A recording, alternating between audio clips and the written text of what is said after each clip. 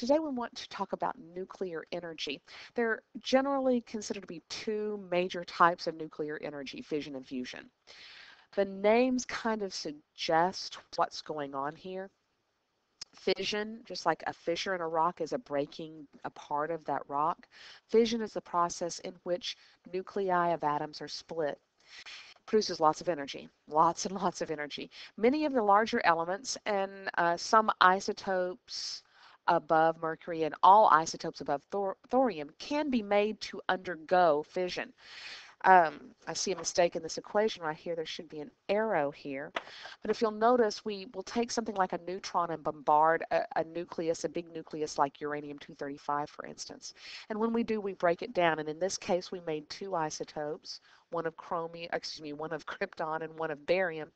And then it gave off three neutrons in addition. Lots of different ways this can occur. This is just one example. Tons of energy in the process. Now, each of those neutrons then, if you look at this example below, that one neutron hitting one nucleus can be made then once it produces those neutrons can hit other nuclei, which can continue the process, and we get something called a chain reaction. And we can see here that that continuation, again, produces lots and lots of energy. So in addition to fission, we have the process of fusion. Fusion is the exact opposite. I guess this particular program is not liking my arrow, so let's put that one in. In this case, we take two isotopes, one tritium, one deuterium, and we bombard those. We fuse them together with, it takes a lot of energy to get that process started, but when we do, we get a helium nucleus and tons of energy. This is the process of the sun. So fusion, again, is capable of producing lots and lots and lots of energy. So those are the two major processes. Now, why do we get all of that energy? Well, there's something in the nucleus called the nuclear binding energy, sometimes called just Be, and it's the energy evolved when a nucleus is formed from its constituent particles. It holds the nucleus together. And the greater the binding energy, the greater the stability of the nucleus. That's very important. The greater the binding energy, the greater the stability of the nucleus. Now, usually we measure binding energy in kilojoules per mole. It could be kilojoules per gram of atoms. Also in something called an MeV, mega electron volt, per nucleon. Now, a nucleon is a proton or a neutron, so a nuclear particle. And 1 MeV is a very small unit. It's 1.6 times 10 to the minus 13th joules. So that's an important conversion factor that you may need occasionally, depending on what they're going to ask you for units of your calculations in. And a joule, remember, is a kilogram meter squared per second squared. So that's going to play in when we start looking at molar masses. We've got to be careful about that kilogram thing. It's the most missed part of these calculations. Now, when a nucleus is formed, very important to realize it's always found that the mass of the nucleus, oddly enough, is less than the mass of its constituent protons, neutrons, and electrons. Very, it seems strange. This missing mass, which is called the mass defect or mass deficiency, represents the amount of matter that should be converted into energy if the nucleus were formed from initially separate protons, neutrons, and electrons. You can calculate it like this. So to get that mass defect or the mass deficiency, the missing mass, we're going to take the mass of the product nuclide, what they give us, and we're going to subtract off the mass of the protons and neutrons that were used to make up that nucleus. And we're going to always end up with a negative number. Now, the proton mass is 1.00783 AMUs. The neutron mass is slightly larger. Once we get that mass defect, the missing mass, we can convert it into energy using Einstein's equation, E equals mc squared, where energy is in joules, mass is in kilograms, and c is the speed of light, 3 times 10 to the 8th meters per second. So let's say we've got this first question. Calculate the mass efficiency for chlorine 35 in AMUs per atom and in grams per mole of atoms. The actual mass of chlorine 35 is 34.9689 AMUs, and it gives us the value for a gram, that it's 6.022 times 10 to the 23rd AMUs. So let's look at how that would play out. We know already that the mass defect, or the mass deficiency, is equal to the mass of the nuclide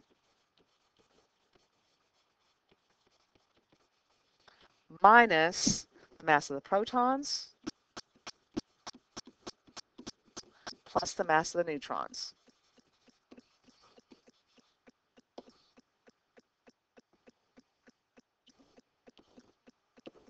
Okay, so we want to be very careful that we keep that calculation straight and we pay attention to where our parentheses are. So the mass of the nuclide, it said in this case, was 34.9689 AMUs. And we're subtracting off. And if it's chlorine, there are 17 protons, and if the mass number is 35, there must be 18 neutrons. So we're going to subtract off 17, and I'm going to use brackets here. 17 times the mass of the proton, and the mass of the proton, remember, is 1.00783. This is an AMUs, but I'm not going to put the unit on the end since we started with it. 1.00783. And we've got 18 neutrons, and the mass of the neutron is 1.00867 AMUs. When we multiply this out, add it, subtract it, we end up with a mass defect of negative 0.32027 AMUs per atom of chlorine. So a missing mass of 0.32027 AMUs per atom. So let's see how that plays out as far as grams per mole. If we've got negative 0.32027 AMUs per atom, we want this to be in grams per mole. We've got 6.02 times 10 to the 23rd atoms per mole. So we can get rid of atoms there. And now we know from our conversion factor up above that 1 gram is equal to 6.02 times 10 to the 23rd AMUs. Well, as you can see, our 6.02 times 10 to the 23rd cancels. We've already canceled our atoms, cancel our AMUs, and we end up with grams per mole, and we end up with the exact same number value for grams per mole as we had for AMUs per atom. So my point here is we don't have to go through that process every time. Once we find mass defect, the value you're going to come up with is grams per mole. Now be very careful, because when we put a value like this into our calculation for the nuclear binding energy, we've got to change that to kilograms per mole. So I'm going to go ahead and do that before I even go on to the next problem, because that's what the next problem is going to ask me. I'm going to go ahead and say, well, I know that that is negative 0.0003227 kilograms per mole.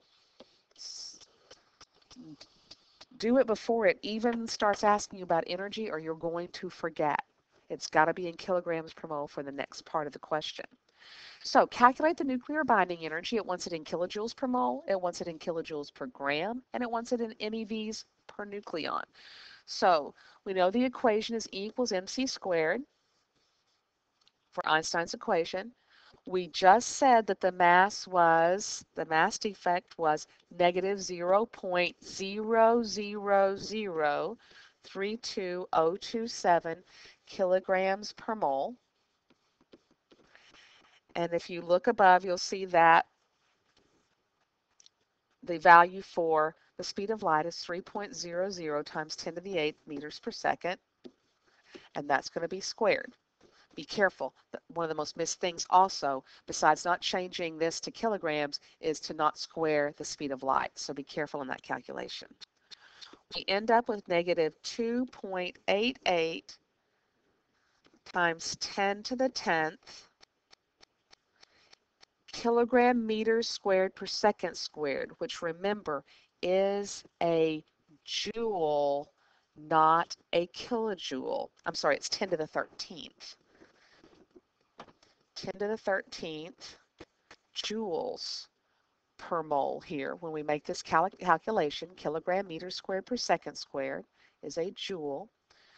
So there's our joules per mole, but it wants it in kilojoules per mole, so the unit is bigger, so the number better get smaller, so this ends up being negative 2.88 times 10 to the 10th kilojoules per mole.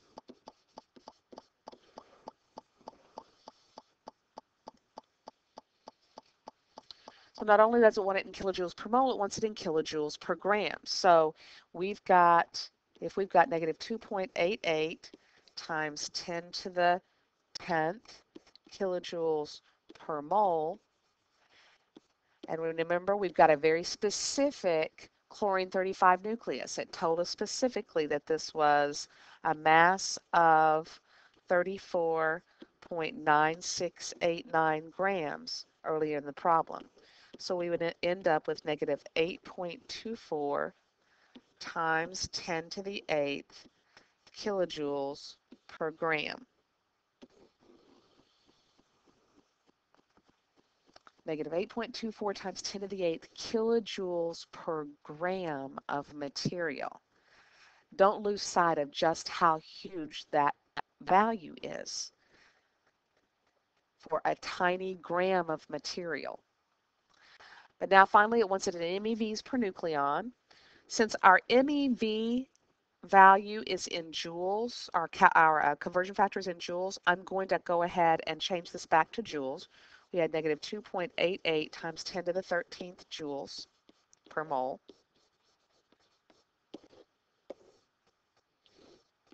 And we want it per nucleon. So first we've got to get it back to atoms before we can get it back to nucleons. So if we have 1 mole, we have 6.02 times 10 to the 23rd atoms. And for every 1 atom of chlorine 35, there are 35 nucleons. Remember, we've got 17 protons and 18 neutrons, so 35 nucleons. So far we've canceled out moles. We've canceled out atoms. Right now we've got it in joules per nucleons, but we want it in MeVs per nucleons.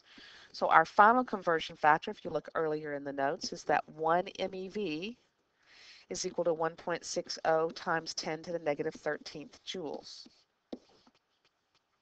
And when we multiply that all out, we end up with a value of negative 8.54 MeVs per nucleon. Let's see if I can write that correctly. MeVs per nucleon.